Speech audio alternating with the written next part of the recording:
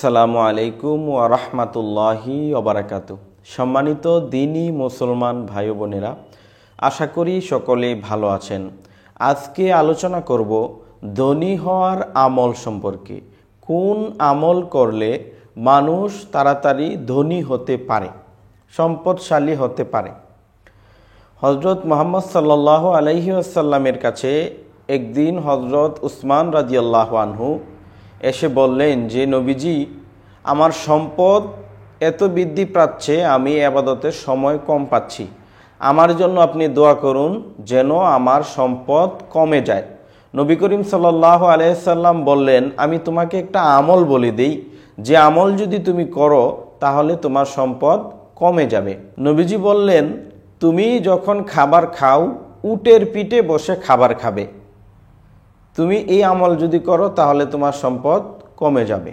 উসমান রাদিয়াল্লাহু আনহু বাড়িতে চলে গেলেন এবং নবীজির কথা অনুযায়ী তিনি প্রত্যেকবার উটের উপর বসে খাবার গ্রহণ করতে আরম্ভ করলেন। উনি দেখলেন ওনার সম্পদ আরও বৃদ্ধি পাচ্ছে। কিছুদিন পর উনি এসে বললেন যে, নবীজি, আমার তো সম্পদ আরও বেড়ে যাচ্ছে। নবীজি বললেন, তুমি কি উটের উপর বসে খাবার খাও না? বলে, হ্যাঁ, আমি তো উটের উপর বসেই খাবার খাই। তাহলে যদি তোমার খাবার পরে যায় তুমি তখন কি করো? উসমান রাদিয়াল্লাহু আনহু বললেন যে, যখন আমার খাবার পরে যায় উটের পিঠ থেকে নেমে খাবার উঠিয়ে তারপরে আমি খাই। নবীজি বললেন যে, তোমার সম্পদ বাড়বে না তো কার সম্পদ বাড়বে? তুমি সম্পদকে এত সম্মান করো, তুমি রিজিকটাকে এত সম্মান করো, এত শ্রদ্ধা করো, যে কারণে আল্লাহ তাআলা তোমার রিজিক আরও বৃদ্ধি করে দিচ্ছে শুকরিয়া আদায় করার কারণে।